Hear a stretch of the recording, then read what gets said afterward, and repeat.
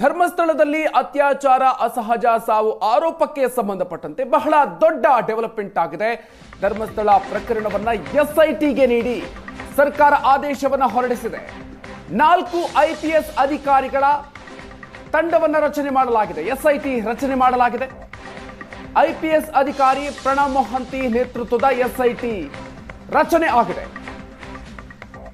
ಇದರಲ್ಲಿ ಪ್ರಣವ್ ಮೊಹಂತಿ ಅವರು ಸೇರಿದಂತೆ ಅನುಚೇತ್, ಜಿತೇಂದ್ರ ಕುಮಾರ್ ಹಾಗೂ ಸೌಮ್ಯಲತಾ ಈ ಮೂವರು IPS ಅಧಿಕಾರಿಗಳು ಕೂಡ ಇದ್ದಾರೆ. ಈ ಮೂಲಕ ಕೊನೆಗೂ ಕೂಡ ಈ ಪ್ರಕರಣದಲ್ಲಿ ರಾಜ್ಯ ಸರ್ಕಾರ ಎಸ್ಐಟಿಗೆ ವಹಿಸುವಂತ ನಿರ್ಧಾರವನ್ನು ತೆಗೆದುಕೊಂಡಿದೆ. ಶೀಘ್ರವೇ ತನಿಖಾ ವರದಿಯನ್ನು ಸಲ್ಲಿಸೋದಕ್ಕೂ ಕೂಡ ಸೂಚನೆಯನ್ನು ಕೊಡಲಾಗಿದೆ. ಧರ್ಮಸ್ಥಳ ಠಾಣೆಯಲ್ಲಿ ದಾಖಲಾಗಿದ್ದಂತಹ 39/2025 ಈ ಪ್ರಕರಣವನ್ನ ಎಸ್ಐಟಿಗೆ ವಹಿಸಲಾಗಿದೆ. ಶವಗಳನ್ನ ಹೂತಿಟ್ಟಿರುವಂತಹ ಆರೋಪವನ್ನು ಮಾಡಲಾಗಿತ್ತು. ಈ ಪ್ರಕರಣ ರಾಷ್ಟ್ರ ಮಟ್ಟದಲ್ಲಿ ಬಹಳ ದೊಡ್ಡ ಮಟ್ಟದ ಸೆನ್ಸೇಷನ್ಗೆ ಕೂಡ ಕಾರಣ ಆಗಿತ್ತು, ಚರ್ಚೆಗೆ ಗ್ರಾಸ ಆಗಿತ್ತು. ಈಗಾಗಲೇ FIR ದಾಖಲಾಗಿದ್ರು ಕೂಡ ಅನಾಮಧೇಯ ವ್ಯಕ್ತಿ ಪ್ರಕರಣಕ್ಕೆ ಸಂಬಂಧಪಟ್ಟಂತೆ ದೂರನ್ನ ಕೊಟ್ಟ ನಂತರ FIR ದಾಖಲಾಗಿದ್ರು ಕೂಡ ತನಿಖೆಗೆ ಸಂಬಂಧಪಟ್ಟಂತೆ ಸ್ಥಳೀಯ ಪೊಲೀಸರು ನಿರ್ಲಕ್ಷ್ಯವನ್ನು ವಹಿಸ್ತಾ ಇದ್ದಾರೆ ಅನ್ನುವಂತಹ ಅನುಮಾನಗಳನ್ನು ಕೂಡ ವ್ಯಕ್ತಪಡಿಸಲಾಗ್ತಾ ಇತ್ತು. ಈಗ ಈ ಪ್ರಕರಣದಲ್ಲಿ ಸರ್ಕಾರ ಎಸ್ಐಟಿ ರಚನೆಗೆ ಮುಂದಾಗಿದೆ. ಎಸ್ಐಟಿ ರಚನೆಯನ್ನ ಮಾಡಿದೆ. IPS ಅಧಿಕಾರಿ ಪ್ರಣವ್ ಮೊಹಂತಿ ನೇತೃತ್ವದಲ್ಲಿ ಅನುಚೇತ್, ಜಿತೇಂದ್ರ ಕುಮಾರ್ ಹಾಗೂ ಸೌಮ್ಯಲತಾ ಇವರನ್ನ ಒಳಗೊಂಡಿರುವಂತಹ ಎಸ್ಐಟಿ ರಚನೆ ಆಗಿದೆ. ಹೆಚ್ಚಿನ ಡೀಟೇಲ್ಸ್ ಕೊಡ್ತಾರೆ ನಮ್ಮ ಪ್ರತಿನಿಧಿ ಭರತ್ ರಾಜ್. ಇದೀಗ ನಮ್ಮ ಜೊತೆಗೆ ನೇರ ಸಂಪರ್ಕದಲ್ಲಿದ್ದಾರೆ. ಭರತ್ ರಾಜ್, ಧರ್ಮಸ್ಥಳ ಪ್ರಕರಣಕ್ಕೆ ಸಂಬಂಧಪಟ್ಟಂತೆ ಸರ್ಕಾರ ಕಡೆಗೂ ಕೂಡ ಎಸ್ಐಟಿ ರಚನೆ ಮಾಡಿದೆ. ಸೊ ಏನೇನ್ ಬೆಳವಣಿಗೆ ಈ ಒಂದು ಹಿನ್ನೆಲೆಯಲ್ಲಿ ಆಗತ್ತೆ? ಎಸ್ಐಟಿ ಯಾವಾಗಿನಿಂದ ತನ್ನ ಕರ್ತವ್ಯವನ್ನು ಆರಂಭ ಮಾಡಬಹುದು? ಮಧುಕರ್, ಹೌದು, ಈಗಾಗಲೇ SITಗೆ ವಹಿಸಿ ಒಂದು ಆದೇಶವನ್ನು ಕೊಟ್ಟಿರುವಂಥದ್ದು.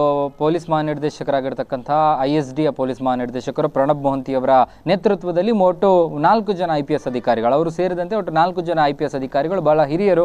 ಆ ಹಿರಿಯ IPS ಅಧಿಕಾರಿಗಳ ನೇತೃತ್ವದ ಆ ಟೀಮ್ ಇದಾಗಿರುವಂಥದ್ದು. ಹಾಗಾಗಿ ಈಗ ಸದ್ಯಕ್ಕೆ ಅವರಿಗೆ ಆದೇಶ ಅಷ್ಟೇ ಆಗಿರುವಂಥದ್ದು. ಹಾಗಾಗಿ ದಕ್ಷಿಣ ಕನ್ನಡ SP ಡಾಕ್ಟರ್ ಅರುಣ್ ಅವರು ಕೂಡ ಅದರ ಬಗ್ಗೆ ಅಧಿಕೃತವಾಗಿ ಸ್ಪಷ್ಟಪಡಿಸಿದ್ದಾರೆ. ಇಡೀ ಪ್ರಕರಣದ ಬಗ್ಗೆ ಮುಂದಿನ ದಿನಗಳಲ್ಲಿ ಅದನ್ನು SITಗೆ ವಹಿಸಿಕೊಂಡಿರುವ ಕಾರಣ ಅವರು ಅದರ ಮುಂದಿನ ತನಿಖೆಗಳನ್ನು ನಡೆಸ್ತಾರೆ ಅನ್ನುವಂಥದ್ದು. ಹಾಗಾಗಿ ನೆಕ್ಸ್ಟ್ ಪ್ರೊಸೀಜರ್ ಇರುವಂಥದ್ದು ಎಲ್ಲ ಅದರ FIR ಪ್ರತಿಗಳು 39/2025 ಅಡಿಯಲ್ಲಿ ಏನು FIR ಆಗಿದೆ, ಆ FIR ಪ್ರತಿಗಳಿಂದ ಹಿಡಿದು ಅದಕ್ಕೆ ಸಂಬಂಧಪಟ್ಟಂತೆ ದಾಖಲಾಗಿರುವಂಥ ಆತನ ಏನು ಆತ ಹೊರತೆಗೆದಂತಹ ಬುರುಡೆಗಳೇನಿದೆ, ಆ ಬುರುಡೆಗಳನ್ನು ಈಗಾಗಲೇ FSLಗೆ ಕೊಟ್ಟಿರುವಂಥದ್ದು. ಅದಕ್ಕೆ ಸಂಬಂಧಪಟ್ಟಂಥ ದಾಖಲೆಗಳು ಮತ್ತು ಆತ ಕೊಟ್ಟಿರುವಂತಹ ಸ್ಟೇಷನ್, ಬೆಳ್ತಂಗಡಿ ಸ್ಟೇಷನ್, ಕೋರ್ಟಿನ ಜ್ಯುರಿಡಿಕ್ಷನ್ಸ್ ಅಲ್ಲಿ ಬರುವಂತಹ ಬೆಳ್ತಂಗಡಿ ಠಾಣೆಯಲ್ಲಿ ಒಂದು ಹೇಳಿಕೆಯನ್ನು ಕೂಡ ಆ ಸಂದರ್ಭದಲ್ಲಿ ಆತ ಕೊಟ್ಟಿದ್ದ. ಅದೆಲ್ಲರ ಹೇಳಿಕೆಗಳು ಕೂಡ SITಗೆ ಹ್ಯಾಂಡ್ ಓವರ್. ಈ ಪ್ರಕರಣದಲ್ಲಿ ದೊಡ್ಡ ಡೆವಲಪ್ಮೆಂಟ್ ಅನ್ನೋದಕ್ಕಿಂತ ಹೆಚ್ಚಾಗಿ ಜೂನ್ 22ಕ್ಕೆ ಒಂದು ಪತ್ರ ಆರಂಭದಲ್ಲಿ ವೈರಲ್ ಆಗುತ್ತೆ. ಈ ರೀತಿಯಾಗಿ ಒಬ್ಬ ವ್ಯಕ್ತಿ ವಕೀಲರ ಬಳಿಗೆ ಬಂದಿದ್ದಾನೆ ಅಂತ ಓಜಸ್ವಿ ಗೌಡ ಮತ್ತು ಸಚಿನ್ ದೇಶಪಾಂಡೆ, ಧನಂಜಯ್ ಅವರ ಒಂದು ಜೂನಿಯರ್ ವಕೀಲರು ಅಂತ ಹೇಳಲಾಗ್ತಾ ಇರುವಂಥದ್ದು, ಅವರ ಹೆಸರಿನಲ್ಲಿ ಆ ಪತ್ರ ವೈರಲ್ ಆದ ಬೆನ್ನಲ್ಲೇ ನೆಕ್ಸ್ಟ್ ಮೂಮೆಂಟ್ ಜುಲೈ 11ಕ್ಕೆ ಅವರು ಮತ್ತೆ ಜುಲೈ 1ಕ್ಕೆ ಅವರು ಮತ್ತೆ ದಕ್ಷಿಣ ಕನ್ನಡ SP ಕಚೇರಿಗೆ ಬರ್ತಾರೆ. ಆ ಸಂದರ್ಭದಲ್ಲಿ SP ಅವರು ಇರೋದಿಲ್ಲ. ಮತ್ತೆ ಅವರು 3 ತಾರೀಕಿಗೆ ಜುಲೈ 3ಕ್ಕೆ SP ಅವರ ಬಳಿಗೆ ಬರ್ತಾರೆ.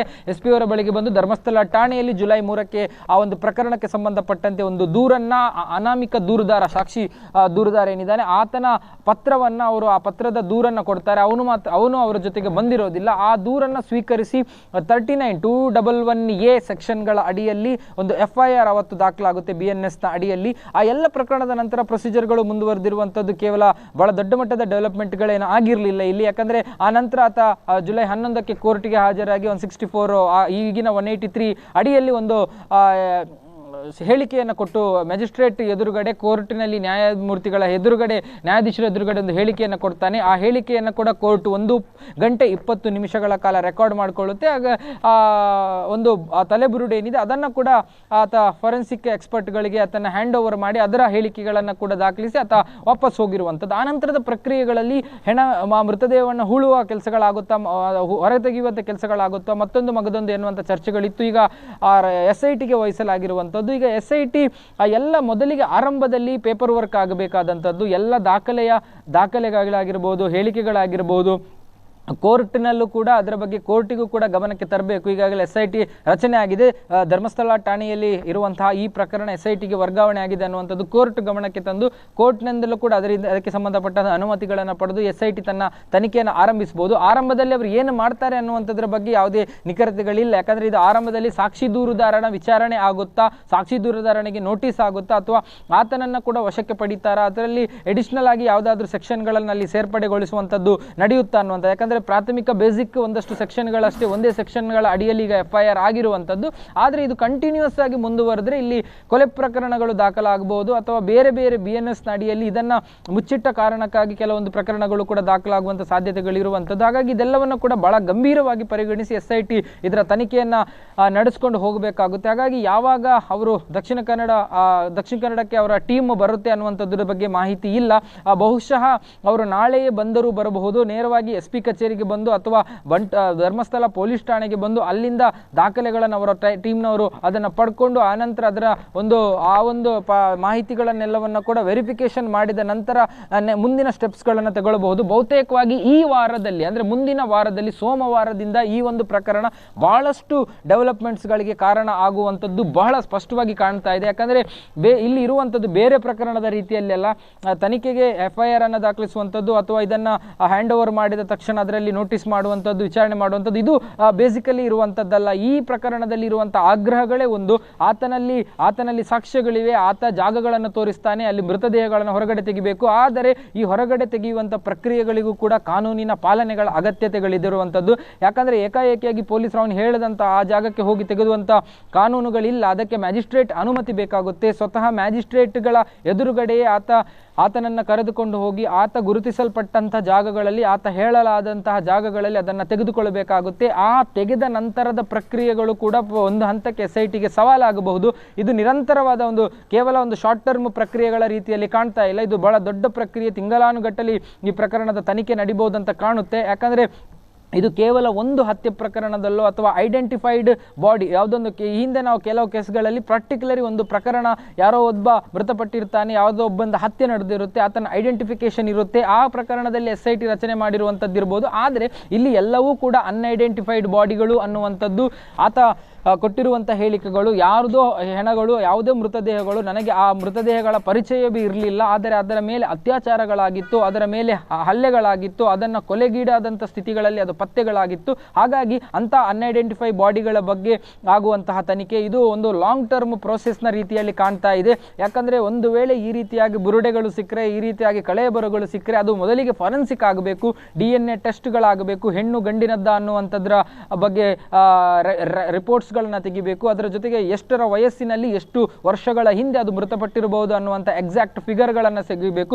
ಈಗಿನ ತಂತ್ರಜ್ಞಾನದಲ್ಲಿ ಕೆಲವೊಂದು ಸಂದರ್ಭಗಳಲ್ಲಿ ಅದನ್ನು ರೀಕನ್ಸ್ಟ್ರಕ್ಟ್ ಮಾಡುವಂಥದ್ದು ಪ್ರಕ್ರಿಯೆಗಳು ಕೂಡ AI ಟೆಕ್ನಾಲಜಿಗಳಲ್ಲಿ ನಡೆಯುತ್ತೆ. ಅದನ್ನು ಕೂಡ ಈ ತನಿಖಾ ತಂಡ ಮಾಡುತ್ತಾ ಅನ್ನುವಂಥದ್ದನ್ನು ನೋಡಬೇಕಾಗುತ್ತೆ. ಹಾಗಾಗಿ ಇದೆಲ್ಲವೂ ಒಂದು ಪಾರ್ಟ್ ಆಫ್ ದ ಪ್ರೋಸೆಸ್. ಆದರೆ ಇದರ ಮುಂದುವರಿದ ಭಾಗವಾಗಿ ಎಲ್ಲ DNA ಮ್ಯಾಚಿಂಗ್ಗಳಿರ್ಬೋದು, ನಾಪತ್ತೆಯಾದವರ ಲಿಸ್ಟ್ಗಳನ್ನು ತೆಗೆದುಕೊಳ್ಳುವುದಿರ್ಬೋದು, ಅಥವಾ ಇಲ್ಲಿ ಗಮನಿಸಬೇಕಾದಂಥದ್ದು ಈ ಮೃತದೇಹಗಳು ಸಿಗುವಂಥದ್ದು ದೊಡ್ಡದಲ್ಲ. ಒಂದು ವೇಳೆ ಮೃತದೇಹಗಳು ಸಿಕ್ಕಿದ್ರೂ ಕೂಡ ಆ ಮೃತದೇಹಗಳನ್ನು ಒಂದು ತನಿಖಾ ಏಜೆನ್ಸಿ, ಅಂದರೆ ನಾವು ಸಾರ್ವಜನಿಕ ದೃಷ್ಟಿಕೋನದಲ್ಲಿ ಮತ್ತು ಬೇರೆ ಬೇರೆ ದೃಷ್ಟಿಕೋನದಲ್ಲಿ ಅದನ್ನು ನೋಡೋದಕ್ಕಿಂತಲೂ ಒಂದು ತನಿಖಾ ಏಜೆನ್ಸಿ ಆ ಸಿಕ್ಕಂತಹ ಮೃತದೇಹಗಳ ಕಲೆ ಬರಹಗಳನ್ನು ಇಟ್ಟುಕೊಂಡು ಆ ಕಲೆ ಬರಹಗಳನ್ನು ಲೀಗಲಿ ಕಾನೂನು ಪ್ರಕಾರ ಕಾನೂನನ್ನು ಅನುಕರಣೆ ಮಾಡಿ ಕಾನೂನನ್ನು ಪಾಲಿಸಿ ಅದನ್ನು ಹೂತು ಹಾಕಲಾಗಿದೆಯಾ ಅಥವಾ ಕಾನೂನನ್ನು ಬದಿಗಿಟ್ಟು ಯಾರಿಗೂ ಗೊತ್ತೇ ಆಗದಂತೆ ಹೂತು ಹಾಕಲಾಗಿದೆಯಾ ಅನ್ನುವಂಥದ್ದು ಕೂಡ ಗಮನಾರ್ಹ. ಒಂದು ವೇಳೆ ಇದು ಯಾವುದೇ ಕಾನೂನುಗಳನ್ನು ಪಾಲಿಸದೆ, ಪೊಲೀಸ್ ಠಾಣೆಯ ಮೆಟ್ಟಿಲೇರದೆ, ಯಾವುದೇ ಸ್ಥಳೀಯವಾಗಿ ಯಾವುದೇ ಪೋಸ್ಟ್ ಮಾರ್ಟಮ್ ಆಗಿರಬಹುದು, UDR ಆಗಿರ್ಬೋದು, ಬೇರೆ ಯಾವುದೇ ಪ್ರಕರಣಗಳು ಪೊಲೀಸ್ ದಾಖಲೆಗಳಲ್ಲಿ ಇರದೆ ಇದನ್ನು ಬಹಳ ಗೌಪ್ಯವಾಗಿ ಈ ರೀತಿಯಾಗಿ ಹೂತು ಹಾಕಿದ್ದರೆ ಖಂಡಿತವಾಗ್ಲೂ ಕೂಡ ಇದು ಕಾನೂನಿನ ಪ್ರಕಾರ ಅಪರಾಧವಾಗುತ್ತೆ. ಆ ಅಪರಾಧ ಒಂದು ಹಂತಕ್ಕೆ, ಅದು ಅಪರಾಧದ ಹಂತಕ್ಕೆ ಬಂದು ನಿಂತರೂ ಕೂಡ ಅದರ ಹಿಂದಿರೋರು ಯಾರು, ಅದರ ಹಿಂದೆ ಇರುವಂತಹ ಘಟನೆಗಳು ಏನು, ಮತ್ತು ಆ ಒಂದು ಜಾಗಗಳು, ಬಹುತೇಕ ಆ ಜಾಗಗಳು ಕಂದಾಯ ಇಲಾಖೆಗೆ ಸೇರುವ ಸೇರುವಂಥದ್ದ, ಅರಣ್ಯ ಇಲಾಖೆಗೆ ಸೇರುವಂಥದ್ದ, ಅಥವಾ ಈ ಭಾಗದಲ್ಲಿರುವಂತಹ ಅಂದರೆ ಈ ಭಾಗದ ಧಾರ್ಮಿಕ ಕೇಂದ್ರಗಳ ಒಡೆತನಕ್ಕೆ ಸೇರಿದಂಥದ್ದ ಅನ್ನುವಂಥದ್ರ ಬಗ್ಗೆಯೂ ಕೂಡ ಅದರ ಬಗ್ಗೆ ಕೂಡ ತನಿಖೆಗಳಾಗಬೇಕಾಗುತ್ತೆ. ಹಾಗಾಗಿ ಯಾರ ಒಡೆತನದ ಜಾಗಗಳಲ್ಲಿ ಇಂತಹ ಮೃತದೇಹಗಳನ್ನು ಹೂಳಲಾಗಿದೆ ಮತ್ತು ಅದಕ್ಕೆ ಕಾರಣಗಳೇನು ಅನ್ನುವಂಥದ್ರ ಬಗ್ಗೆಯೂ ಕೂಡ ತನಿಖೆಗಳು ಮುಂದುವರಿಬೇಕಾಗುತ್ತೆ. ಆದರೆ ಪ್ರಾಥಮಿಕವಾಗಿ ಪ್ರಿಲಿಮಿನರಿಯಾಗಿ ಇಲ್ಲಿ ಗೊತ್ತಾಗಬೇಕಾದಂಥದ್ದು ಆತ ಹೇಳಿರುವಂಥ ಜಾಗಗಳಲ್ಲಿ ಮೃತದೇಹ ಇದೆಯಾ ಇಲ್ಲವಾ ಅನ್ನುವಂಥದ್ದು. ಅಲ್ಲಿ ಒಂದೇ ಒಂದು 2 ಅಥವಾ 1 ಮೃತದೇಹಗಳು ಸಿಕ್ಕರೂ ಕೂಡ, ಒಂದೇ ಒಂದು ಮೃತದೇಹ ಸಿಕ್ಕಿದ್ರೂ ಕೂಡ ಆ ತನಿಖೆ ಬಹಳ ದೊಡ್ಡ ಮಟ್ಟಕ್ಕೆ ಹೋಗ್ಬೋದು. ಅದರ ತನಿಖೆಗಳು ಕಾನೂನಿನ ಪಾಲನೆಯ ಅಡಿಯಲ್ಲಿ, ಕಾನೂನಿನ ನಿಯಮಗಳ ಅಡಿಯಲ್ಲಿ ನಡಿಬೇಕಾದಂಥದ್ದು ಬಹಳಷ್ಟು ಈ ಸಂದರ್ಭಕ್ಕೆ ಈ ಒಂದು ಸಂದರ್ಭಕ್ಕೆ ಬಹಳ ಅಗತ್ಯವಾಗಿರುವಂಥದ್ದು ಕಾಣಿಸ್ತಾ ಇದೆ. ಭರತ್, ಇದೀಗ ಆದೇಶದಲ್ಲಿ ಏನೆಲ್ಲ ಇದೆ ಅಂದ್ರೆ ಪ್ರಮುಖವಾಗಿ ಕಾಲಾವಕಾಶಕ್ಕೆ ಸಂಬಂಧಪಟ್ಟಂತೆ ಏನಾದರೂ ಉಲ್ಲೇಖಗಳಿದೆಯಾ? ಮಧುಕರ್, ಹೌದು.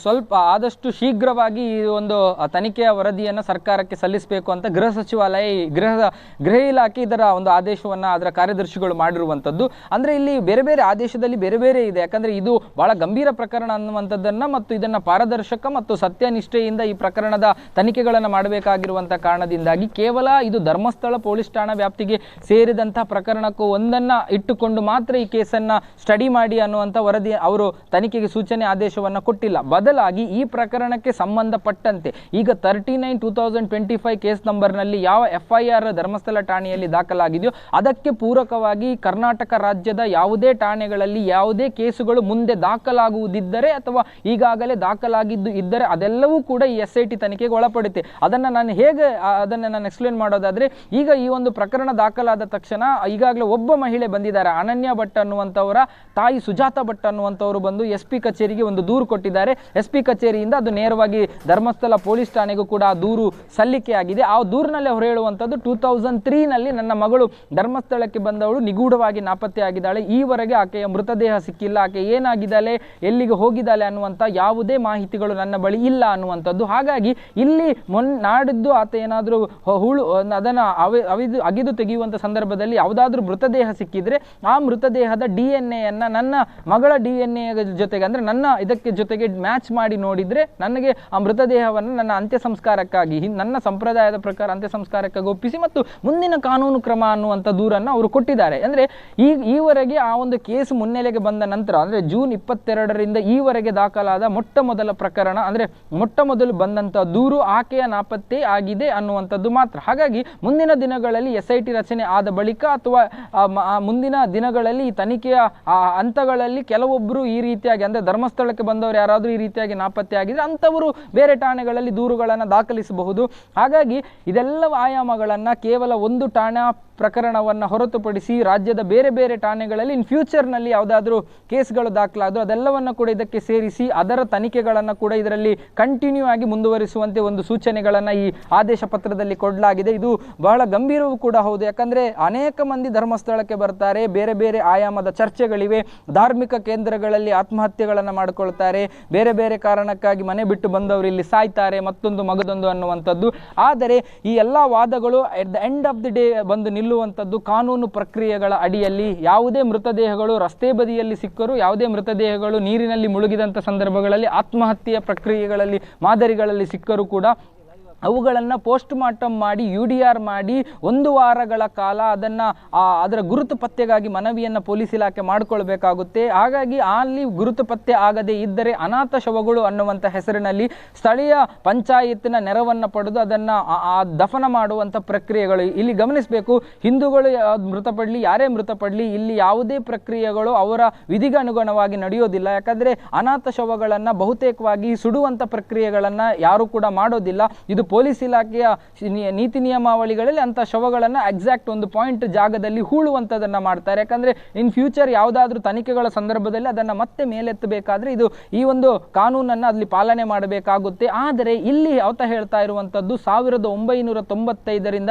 2014ರವರೆಗೆ, ಅಂದರೆ 11 ವರ್ಷಗಳ ಹಿಂದೆ, ಎಕ್ಸಾಕ್ಟ್ ಆತ 11 ವರ್ಷಗಳ ಹಿಂದೆ ಧರ್ಮಸ್ಥಳದಲ್ಲಿ ಉದ್ಯೋಗಿಯಾಗಿದ್ದಾಗ ಕೆಲಸ ಬಿಟ್ಟಿದ್ದ. 95ರಿಂದ 2014ರವರೆಗೆ ನಿರಂತರವಾಗಿ ಇಂಥ ಘಟನೆಗಳು ಇಲ್ಲಿ ನಡೆದಿದೆ, 106 ಶವಗಳನ್ನು ನಾನು ಹೂತಿಟ್ಟಿದ್ದೇನೆ ಅನ್ನುವಂಥದ್ದು. ಹಾಗಾಗಿ ಇದೆಲ್ಲದರ ಬೇಸಿಕ್ ವಿಚಾರಗಳನ್ನು ಗಮನಿಸಿದಾಗ ಅಷ್ಟು ವರ್ಷಗಳ ಹಿಂದೆ ಪೊಲೀಸ್ ಇಲಾಖೆ, ಆಗ ಧರ್ಮಸ್ಥಳ ಪೊಲೀಸ್ ಠಾಣೆ ಇರಲಿಲ್ಲ, ಬೆಳ್ತಂಗಡಿ ಸರ್ಕಲ್ ರೇಂಜ್ಗೆ ಬಂದಿದ್ದಂಥದ್ದು. ಧರ್ಮಸ್ಥಳ ಪೊಲೀಸ್ ಠಾಣೆ ತೀರಾ ಇತ್ತೀಚೆಗೆ ಆದಂಥದ್ದು, ಬೆಳ್ತಂಗಡಿ ಠಾಣಾ ವ್ಯಾಪ್ತಿಯಲ್ಲಿ ರಿಜಿಸ್ಟರ್ಡ್ ಆದಂತಹ ಪ್ರಕರಣಗಳಿದೆಲ್ಲವೂ ಕೂಡ. ಹಾಗಾಗಿ ಆಗ ಆ ಸಂದರ್ಭಗಳಲ್ಲಿ ಈ ಪೊಲೀಸರು ಈ ಕಾನೂನು ಪ್ರಕ್ರಿಯೆಗಳನ್ನು ಪಾಲಿಸಿ ಅಂಥದ್ದನ್ನು ಮಾಡಿದ್ರ, ಅಥವಾ ಇಲ್ಲಿ ನಾಳೆ ಒಂದು ವೇಳೆ ಮೃತದೇಹಗಳು ಸಿಕ್ಕರೆ ಅದು ಯಾವುದಾದ್ರೂ ಈ ರೀತಿಯ ಕಾನೂನು ಪಾಲನೆಗೆ ಒಳಗಾಗದ ಮೃತದೇಹಗಳನ್ನು ಕಾದು ನೋಡಬೇಕಾಗಿರುವಂಥದ್ದು. Okay thank you Bharat ಡೀಟೇಲ್ಸ್ಗೆ.